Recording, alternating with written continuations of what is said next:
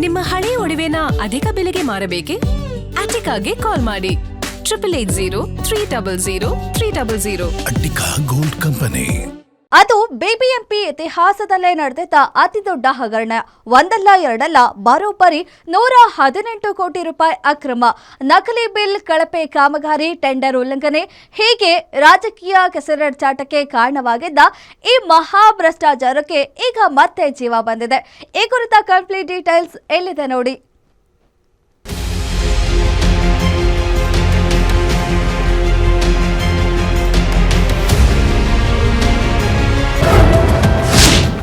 ಬಿಬಿಎಂಪಿಯಲ್ಲಿ ನಡೆದಿದೆ 118 ಕೋಟಿ ನಕಲಿ ಬಿಲ್ ಅಕ್ರಮ.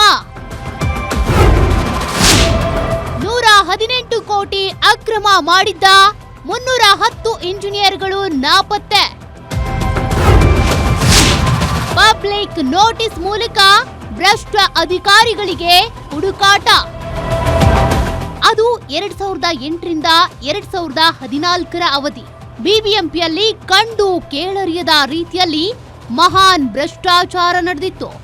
ಗಾಂಧಿನಗರ, ಮಲ್ಲೇಶ್ವರಂ ಹಾಗೂ ರಾಜರಾಜೇಶ್ವರಿ ನಗರ ಕ್ಷೇತ್ರಗಳಲ್ಲಿ ಒಟ್ಟು 114 ಕಾಮಗಾರಿಗಳಲ್ಲಿ ನಕಲಿ ಬಿಲ್ ಸೃಷ್ಟಿಸಿ ಬರೋಬ್ಬರಿ 118.26 ಕೋಟಿ ವಂಚನೆ ಮಾಡಲಾಗಿತ್ತು.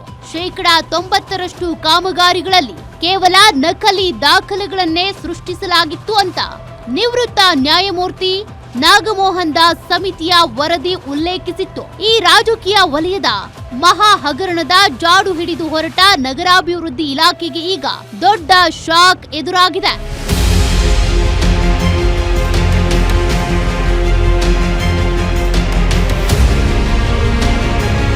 ಬಿಬಿಎಂಪಿ ಕಾಮಗಾರಿಗಳನ್ನ ಕೆಆರ್ಐಡಿಎಲ್ ಮೂಲಕ ಉಪ ಗುತ್ತಿಗೆ ನೀಡಿ ನಡೆಸಲಾಗಿತ್ತು. ಇಲ್ಲಿ ಟೆಂಡರ್ ನಿಯಮಗಳನ್ನ ಗಾಳಿಗೆ ತೂರಲಾಗಿತ್ತು.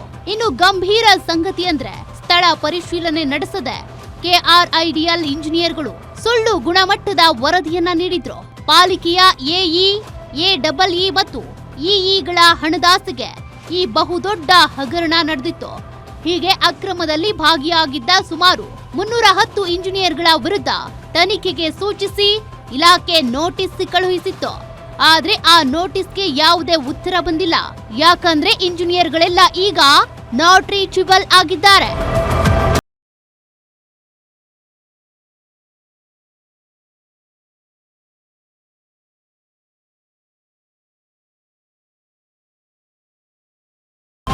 ಅಕ್ರಮದಲ್ಲಿ ಭಾಗಿಯಾಗಿರುವ ಅನೇಕ ಇಂಜಿನಿಯರ್ಗಳ ವಿಳಾಸವೇ ಈಗ ಇಲಾಖೆಗೆ ಸಿಗ್ತಾ ಇಲ್ವಂತೆ. ಇದರಲ್ಲಿ ಕೆಲವರು ನಿವೃತ್ತರಾಗಿದ್ರೆ ಇನ್ನು ಕೆಲವರು ಎಲ್ಲಿದ್ದಾರೆ ಅನ್ನೋದೇ ಪತ್ತೆ ಇಲ್ಲ. ಈ ಬಗ್ಗೆ ಬಿಬಿಎಂಪಿ ಆಯುಕ್ತರನ್ನ ಕೇಳಿದ್ರೆ ಬಹುತೇಕ ಇಂಜಿನಿಯರ್ಗಳು ಡೆಪ್ಯುಟೇಷನ್ ಮೇಲೆ ಪಾಲಿಕೆಗೆ ಬಂದಿದ್ರು. ಇನ್ನು ಈಗ ಮಾತೃ ಇಲಾಖೆಗೆ ವಾಪಸ್ ಹೋಗಿದ್ದಾರೆ. ಹೀಗಾಗಿ ಪಬ್ಲಿಕ್ ನೋಟಿಸ್ ಹೊರಡಿಸಲಾಗಿದೆ. ನೋಟಿಸ್ ಪ್ರಕಟವಾಗಿ 15 ದಿನಗಳ ಒಳಗೆ ಲಿಖಿತ ರೂಪದಲ್ಲಿ ಸ್ಪಷ್ಟನೆ ಕೊಡಬೇಕು ಅಂತ ಹೇಳ್ತಿದ್ದಾರೆ. ಇಲ್ಲ, ಇದು ಒಂದು ಹಳೆ ಕೇಸು. 2010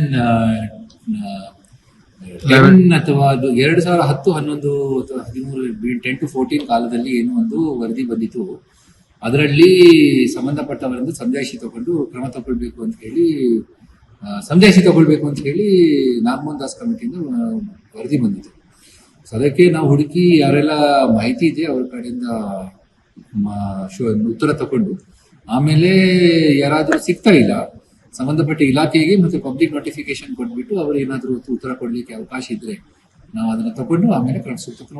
118 ಕೋಟಿ ಅಕ್ರಮ, 310 ಇಂಜಿನಿಯರ್ಗಳ ಮೇಲೆ ಆರೋಪ. ಆದ್ರೆ ಇಷ್ಟು ವರ್ಷಗಳಾದ್ರೂ ಯಾರಿಗೂ ಶಿಕ್ಷೆ ಆಗಿಲ್ಲ. ಹಾಗಾದ್ರೆ ಈ ಪ್ರಕರಣದಲ್ಲಿ ನಿಜವಾದ ಹೊಣೆಗಾರರು ಯಾರು? ಭ್ರಷ್ಟಾಚಾರ ಮಾಡಿದವರು ಕಾನೂನಿನ ಕೈಗೆ ಸಿಗ್ತಾರಾ ಅಥವಾ ಈ ಪ್ರಕರಣವು ಕಡತಗಳಲ್ಲೇ ಮುಚ್ಚಿ ಹೋಗುತ್ತಾ? ಕಾದು ನೋಡ್ಬೇಕಿದೆ. Ullas S Kiruvase, guarantee news, Bengaluru.